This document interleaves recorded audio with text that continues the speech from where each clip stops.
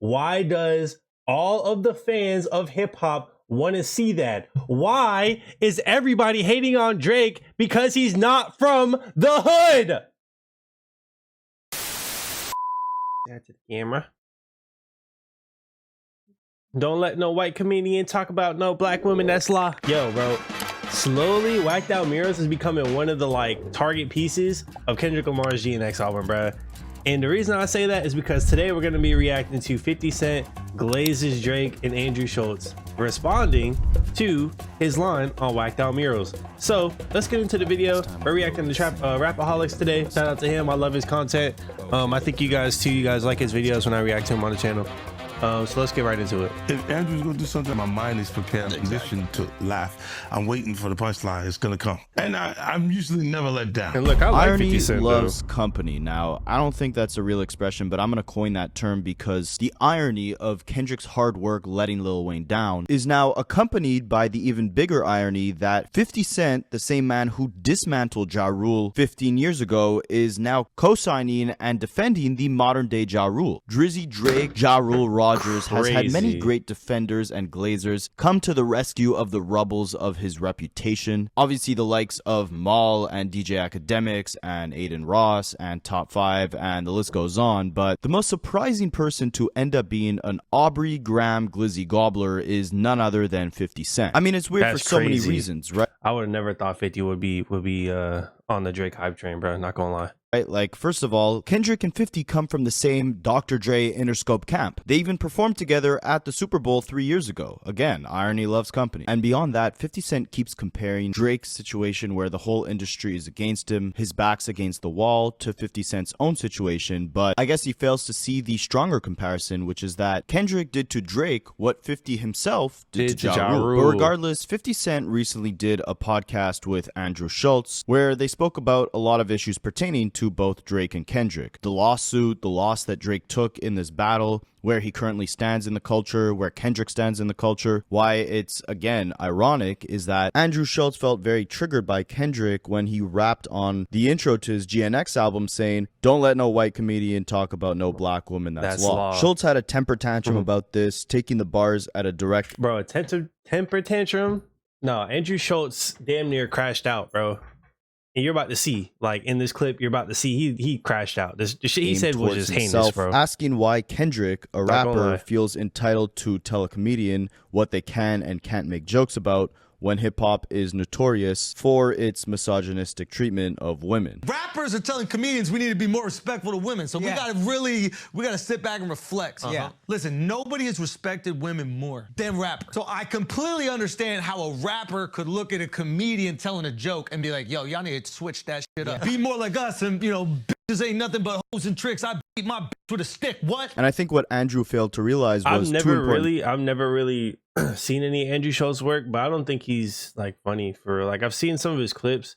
I just don't think that he's really that funny. So if you guys do like shit, cool. I just haven't seen any funny clips of him. Kendrick wasn't talking about Schulz directly. If that bar even was in reference to Schulz's situation, Kendrick was talking to the people around Schulz, saying that they shouldn't take that type of disrespect from a white comedian. Secondly, and this is more my personal opinion, and Charlemagne the God emphasized this, he's also the co-host of another podcast that Schulz is a part of, Brilliant Idiots, and that's that as long as comedians are making jokes equally about any sort of group, culture, religion, etc., then all is fair in the name of comedy. However, it's also up to the audience to determine whether the joke is funny or not. And in this case, like in my opinion, many of Schulz's other jokes, the joke just simply didn't land. But Schulz doubled down on his... At this point, I'm truly wondering what this thought process is. First of all, Andrew Schulz, what the fuck is his haircut? I'm not even gonna lie to you. Terrible jokes by making an absolutely... What the fuck is his haircut right here? Why does he have a skin fade into like a slick back? Like what? Distastefully awful joke about fondling Kendrick against his will because of his short stature. This is what I was talking about. This was all about a week ago, so this clip it's is what I'm talking ironic about, that bro. 50 It's so Cent crazy. is now appearing on Schulz's podcast, especially considering all the defending he's done of Drake in recent interviews, and especially in this one, which we're going to touch on. But 50 Cent did at least come with a slight sense of reasonableness here, if that's even a word. Like, he did acknowledge that Schulz's comments about Kendrick were ridiculous, and he kind of pressed him on it. Like, he asked him, you know, why did he say he'd have Kendrick? And this was Schulz's defense on that. I don't understand what got into you. This made you say you was gonna fuck Kendrick. Whoa. I said make sweet love. I registered for No. the wrong way. No. You talk about having your way with a black man is crazy. I don't care if it's a joke or not. That is crazy. Why are we even saying this? And especially on a podcast, I don't get it. Not that I'm like overly defending Kendrick or whatever. I just think that's weird. I don't know. I just think it's weird. And the people that found it funny, shit, y'all might be weird too. Shit, I don't know. You know what? I apologize, guys. This is from years and years of trauma. This comes from abuse from the neighborhood that I grew up in. This comes from a lot of different things. And make sweet love. I heard when you said it. That's the It was people. aggressive. I don't know why I So registered it that aggressive. way. But 50 did come to Schulz's defense quickly after that, trying to cope about the whole situation, asking why people were making petitions behind what Schulz had said about making sweet love to Kendrick. And 50 also emphasized that point that when it comes to talking about different groups, comedians should have a pass. And as he puts it, they're invincible. For people to write petitions behind it, it's crazy. It's crazy. That is crazy. Look, I'll follow comedic culture. I watch the comedians. What I appreciate about it is they are invincible. When I watch them, I look and I go, there's no point that you could do something that actually damages what they developed, what they built. Like, in any case, like Cat Williams could fight a 15-year-old kid that is his height. And he is still Cat Williams. But see, at least when 50 tries to make a joke, he makes a tasteful one about Cat Williams being short and fighting a kid his height. Like, imagine how crazy it'd be if he instead said that Cat Williams is so short that he could make love to him against him. That's Exactly. Like, this is what I'm talking about, bro. That shit was fucking weird activity. It's really what Andrew Schulz said Why would you about say Kendrick. something like he that? also made fun of Schulz after the interview, tweeting out a ridiculous picture of Schulz and Charlemagne, which I'm not sure if this is a real picture. And 50 Cent said, Andrew Schulz, of course we're going to go viral, but can you explain this one, bro? No need to explain. I don't care. I need therapy. 50cent.com. Use code Schulz50. So it seems like Schulz and 50 might be in business together. 50 Just is my like favorite people troll, thought though. that Drake and 50 were partnering up on some sort of TV production business venture. Bro, he's my favorite troll, bro. Like, I don't know if we can actually say he's taking Drake's side, but look, man, a troll is a troll, man. I don't know. I enjoy his antics Together, and Not that's gonna why lie. 50 Cent was doing all this coping about Drake's loss to Kendrick. And 50 continues ingesting the copium on this interview with Andrew Schulz, where he starts it off making the excuse that Drake took this massive loss to Kendrick for the simple reason that everyone's ready to see Drake fall. Everyone's ready to hate on him because he's at the top. And now that Kendrick... I don't think that's true. I mean, somewhat, yes, I think it's true. But at the same time, you have all of his fans not wanting to see him go anywhere. They want his next project. Even when the allegations come out, they stand by his side. Like, if it comes to the general audience of Drake, I don't think anybody wants to see him fall. I think maybe in the industry, if that's where we're coming from, then yes, 100%. 100%.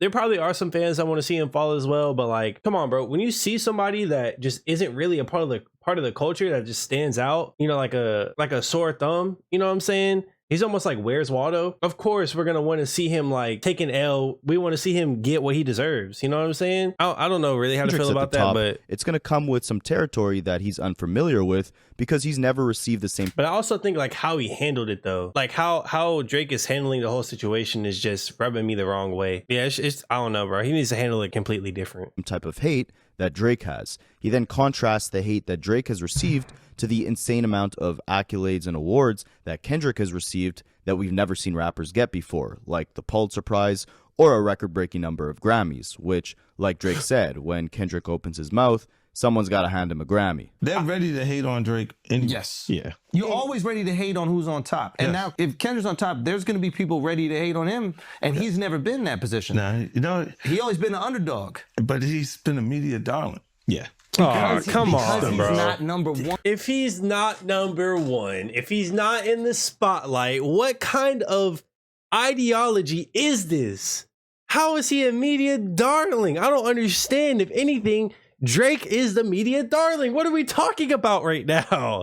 I don't understand. Kendrick got trophies I didn't even know that they had. So because he wins awards in different areas than everybody else has, that makes him a media darling? Please, somebody explain this to me. Please. I need to know, bro. I'm just dumbfounded. I'm baffled. I'm bamboozled right now. I don't get it. Which one? Like what? Pulitzer Prize? Yeah. What the fuck? Rapper get that? Sit down. Be humble. And 50 explains that he believes the industry praises Kendrick and gives him these awards because he represents a more evolved form of hip-hop that they want to push, which is that he's the good kid from the Mad City, someone who's escaped the environment that most rappers come from, which most notably Drake has not come from. But Kendrick offers a fresh perspective on it by rapping less aggressively and being less scary. This is what they would like hip-hop culture to be. Like, look at the themes. Good kid, bad city, Mad City. You know what I mean? Like, it's coming out of the environment and being that talented. That they would like it to be that, and it'd be... Less scary and dangerous. Less aggressive, less parts of the environment. Because you can sell it to more people. Right. You can sell it to way more people. Because I didn't even know what that was. When he got that one, I was like, whoa.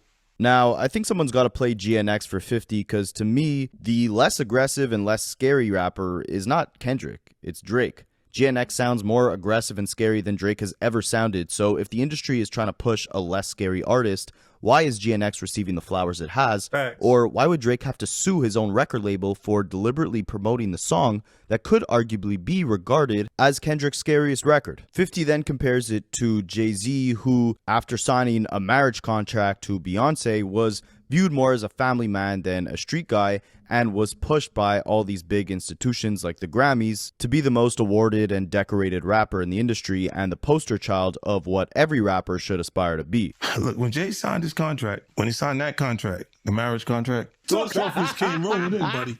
He started getting Grammys left and right, man. He had one. He ain't show up. He had like 18 since he been down. Look, he had one, bro. Hard Knock Life. So you're saying the success is derived from the marriage? I've absolutely been treated differently. The accolades. Because he's no longer viewed as what, like a street or gangster rapper. Now he's viewed as a businessman entrepreneur. We are trying to make the point that rappers only get the media darling for all the awards when they're not hood.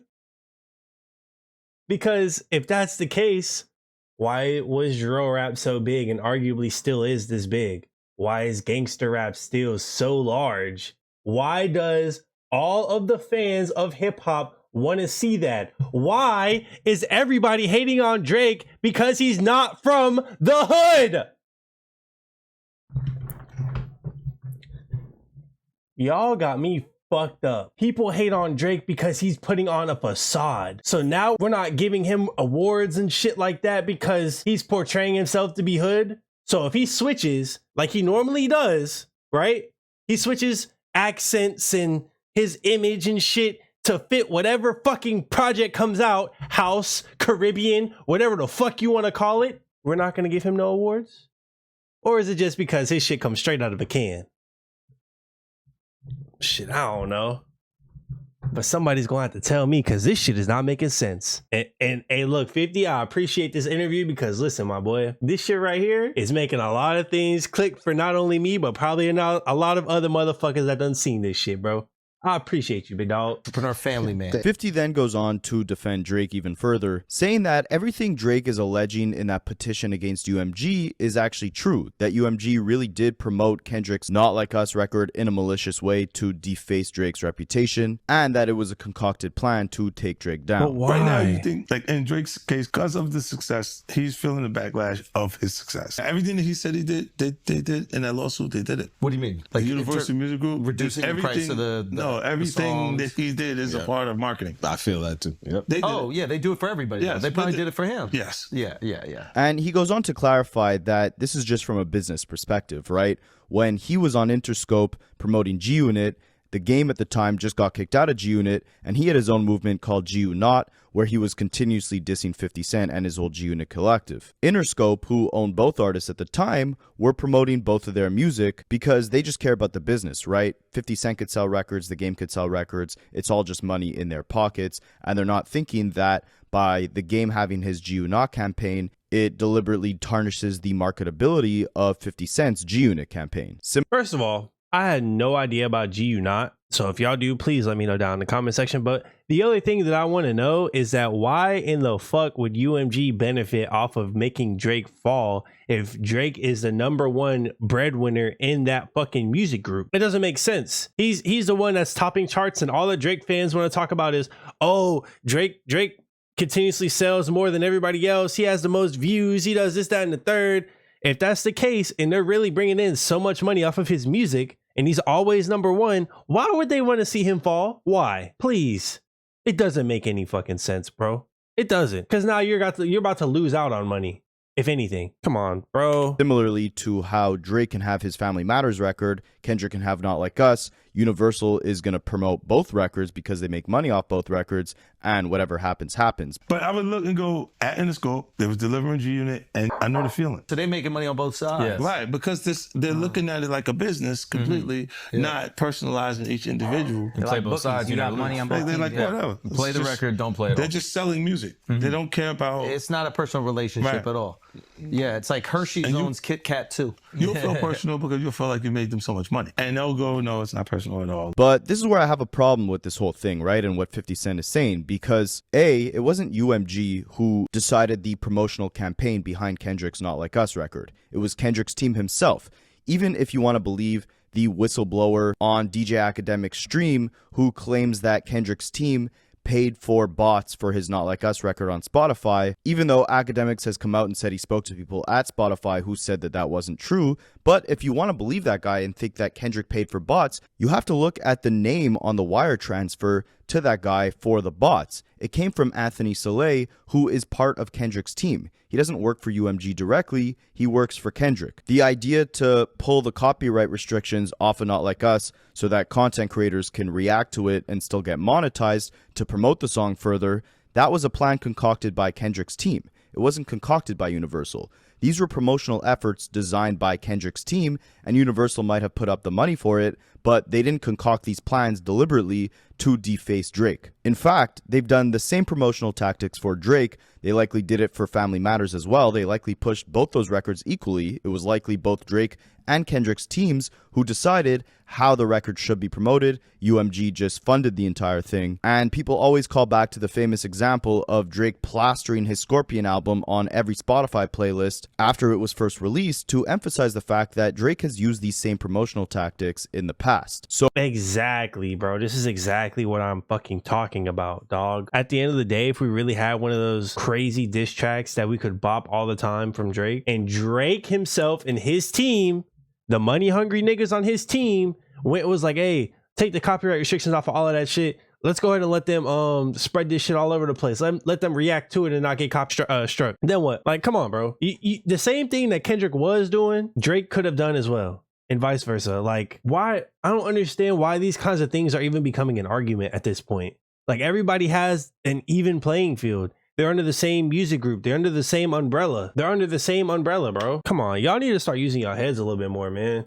This shit just don't, like, you need to make it make sense. So for 50 know? to say that everything Drake is accusing UMG of in this lawsuit is true because they're deliberately trying to take down the top guy or simultaneously run Drake's business and Kendrick's business, while there's a layer of truth in that, yes, UMG is going to do what's best for UMG and promote both of their artists, they're not deliberately trying to destroy the reputation of their biggest cash cow by promoting Not Like Us more than Drake's music. All these promotional tactics came from Kendrick's team directly. He just played a better chess game. You can't sue your record label because another artist on that label had better marketing ideas than you did. That's or crazy. Maybe you could sue them. Who knows? But regardless, 50 Cent's then asked about his own personal opinion on Drake suing, and Schulz's co-host labels Drake as 50 Cent's guy. And I think that's when 50 Cent kind of realizes, okay, I don't want to seem like I'm completely biased on one side. So 50 emphasizes that, if anything, it would make more sense for him to defend Kendrick because, like I mentioned before, he comes from the same camp as Kendrick, the whole Dr. Dre Interscope imprint. But 50 simply does feel like he could relate to Drake's situation more because everyone was against Drake, just like the entire industry was against 50 at one point. Drake's your man. How do you personally feel about him suing? I like Drake's music. I'm a Drake fan. I'm one of those guys that listen to the music and I start to like what's happening in our culture. I like his shit. Kendrick, the same. Kendrick is closer technically because of the Dr. Dre connection. But I do feel like I went through a portion of what he's experienced. When you were on top, everybody wants to take a shot. Saving You face, see how he bro. lashed at everybody? Yeah, you had the list. That don't feel like 50 Cent? But 50 was trying to dodge that question on the whole lawsuit, so they ask him again, what does he think about Drake suing? And he says that Schulz's co-host asking this question is Fed activity. But he does emphasize that he backs the lawsuit if it's for the reason that he thinks Drake is suing for, which is that he's trying to block Not Like Us from being performed at the Super Bowl. He's good at doing the weave. How do you feel about him suing? Do you think he should sue? Oh, damn, I got caught up in this other story. That was good. This guy is like a cop. I'm feeling Vlad energy. I'm feeling like someone's going to jail. Nah, it's for- crazy, Nah, bro. I think look, I never knew if it for what I was thinking it's for. Then I understand it to Thinking prevent for- yes, the yes. song from being played at the As a Super business Bowl play. because it do further damage. That would be wild to hear that the entire Super Bowl is calling you. No, I don't think it's gonna come through though. What? 50 then talks about advice think that they're he gonna be gave able to his to. good buddy Drake, They're gonna which is perform that it. he should disappear for a while and work on his craft and just let the people miss him, right? That's what I said. He's been on top for so long. We've seen Drake put out album after exactly album what I every said. single year. He's never given us a break. He's never let us miss him, and as a result, his music has suffered in quality because it's become more formulaic. He's chasing There you hits, go. he's chasing the youthful sound. And look at the large amount of time he used to take in between projects. It wasn't necessarily large, but Take Care to Nothing Was the Same was a year and a half. Nothing Was the Same to If You're Reading This Is Too Late was another year and a half. And then ever since then, we've gotten 1 to 2 albums from Drake every single year, with each of them declining in quality. So I kind of do agree that Drake... I kind of wonder what the quality of his music will be like and what the perception would be if he did take a break, at least like a year, maybe two, like a 2-year break. If he took a 2-year break, what would the perception be and what would the quality of music be when he came back to the scene? Would everybody still love him? Would he come back with some hits? Or would it like kick off the drastic decline that everybody is trying to get or trying to imagine that he's going to take? I just want to know. Like, I genuinely am not sure, but I think if he does take a huge L, he comes back with like a mid album. If he comes back with like an album after 2 years and the album is like a flop or we don't really fuck with it, I genuinely think that might be it for him, unless he drops another album that's like better and people will like really want to gravitate towards. It's a slippery slope, bro. Like it's bittersweet, but you got to figure out how to navigate it as a professional. should let us miss him a bit. I had said this whole time I think Drake should come back with a 12-song album, short, concise, just 40 on the production, just Drake rapping and singing, no features. Show us that it really is a 20v1 and that you're handling this all on your own. Make Very the true. album vulnerable, make it quality. Tell us who you really are and how you really feel instead of, portraying this whole mob boss persona, and make us happy to see your return. Instead of showing us your bald spots on a white boy stream and crashing out on your fragile ops like The Weeknd, Steve Lacy, and DeMar DeRozan. But yeah, 50 Cent emphasizes that there's really been 2 main artists in the last year at least that the culture has been talking about, which is Drake and Kendrick. So if Drake bows out for a little bit, he'll at least give the fans the opportunity to truly miss him. But just to give himself a break from, because they'll feel it, they're gonna miss it. Let them miss it. That's the thing. They'll miss it. Look, if you say that it's nothing but we got 2 artists we're talking about. Sure. And the whole culture that is dominant, they are swallowing up everyone's attention, right? If Drake goes, okay, I'm going. And it's all on Kendrick. Yo, you better feed the streets. Yeah. But then they come in, especially Schulz, with some BS, basically implying that Kendrick wouldn't be able to Royale handle is the doing pressure so well. of having all eyes on him from the culture. If Drake steps out and it's only Kendrick as that main top guy, Schulz uses the example of Kendrick, taking 5 years in between albums to emphasize that he can't really handle the pressure of being that top guy and carrying the culture and constantly being in the spotlight. And it's all on Kendrick. Yo, you better feed the streets. Yeah. They're gonna be The past album, like I think the last album to this album was like a year and a half, maybe 2 years if I'm not mistaken. It's been fairly quick. So the whole 5-year narrative, I don't know. And he might have some more loaded up. He might be ready to go again, to be honest. like this. They'll look at Kendrick. The big, you can't be 5 years between albums. We need some food right now. Yeah. That's Drake smart. puts out a lot of They put music. massive pressure on him. Yeah. Look at him. He to thinks do he's it. And So then you say if- take a break. Yeah, Let them miss I you. would watch him. I would just watch him because he's rich as a motherfucker. He don't need the money. It's so funny. But man, maybe this is my bias, but I would argue the complete opposite, right? Like I mentioned to you guys before, Drake has barely given us a break in between albums. The times he has given us a break, which were between Take Care, Nothing Was the Same, and If You're Reading This, he gave us his best projects. If you look at Kendrick, yeah, he took a 5-year gap between Damn and Mr. Morale, but otherwise he takes, a 1 to 3 year break in between albums. And if you actually look at the daily streams that albums like Damn or Good Kid, Mad City are getting today, compared to any Drake album, they're outstreaming every Drake album, and they came out around the same time, if not before. So it shows you that taking that time to actually put in the quality into your work will pay off in the long term, because people are listening to these Kendrick albums that took, 2 to 3 years to prepare way more than they are any Drake project that he pumps out like they're Big Macs at a fat person's camp. As a Kendrick fan, when Good Kid, Mad City came out, and then we waited for years for his next album to come out, I was really just under the impression of like, yo, I just want to hear more Kendrick. I want to see what he does next. I want to see the kind of production he's going to bring, what kind of stories and the lyrics, and what am I like, I want that good raw music. I don't want him to come out with another album in the next year and be like watered down. You know what I mean? I want there to be a body of art that I can sit and listen to at any time. Because even now you can turn on Good Kid, Mad City and bop to some of that shit. Money Trees, people sing Money Trees all the time. And aside from, taking that extra time to really put in that extra quality, you also simultaneously make people miss you more when you take those longer breaks. Exactly. So yeah, he may not be as vocal on social media as Drake is. He may not be doing tours as frequently. He might not be giving us as much music. But when he does give us music, it's a much bigger moment than any other rapper in the culture. And it's for the main reason that we've missed him in the meantime. And he's crafted something that can carry his fans through the next few years. You could discover Easter eggs onto Pimp a Butterfly or Good Kid, Mad City today that you didn't hear 10 years ago. Exactly. So 50 Cent kind of contradicts himself here, because he's trying to make the case for Drake taking that long break, but also discrediting Kendrick, saying that he can't really, control the culture because he takes long breaks himself. But then emphasizes that when you do take those long breaks, people miss you, and the impact you have when you do pop out is much more powerful than when you're always present. When was the last time you went on tour before this one? Oh, it's been a while.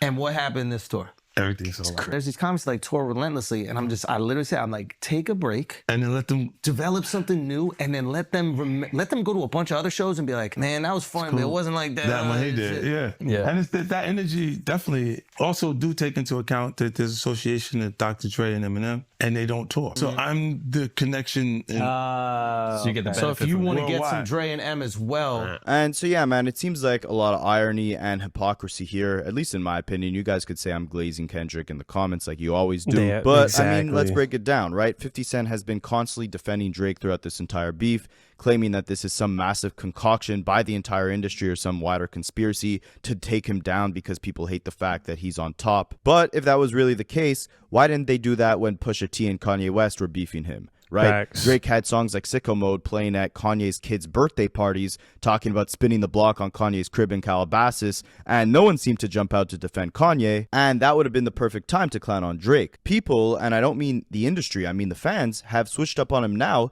not just because of the light that Kendrick painted him in, but also because the facade has been played out. The facade, the facade, the facade. Look, man, this is exactly what I'd be saying. I think Rapaholics basically said exactly what I think all the time. So big shout out to Rapaholics. Let me know what y'all think about this whole situation down in the comment section. Not the whole Kendrick and Drake situation, but how 50 and Andrew Schulz responded on the podcast, because at the end of the day, that holds a little bit of merit, just a little bit. We had two, I think, giants in respective industries, speak about this situation. So let me know what y'all think about these ideas. Let me know if I was tweaking in this video. If not, hey, leave a like if you did enjoy the video. Please subscribe. We're on the way to 300 subs. I'm really trying to get to 500. Please share this video with at least one person. And until next time, tell somebody that you definitely love them, and I'm out. Peace.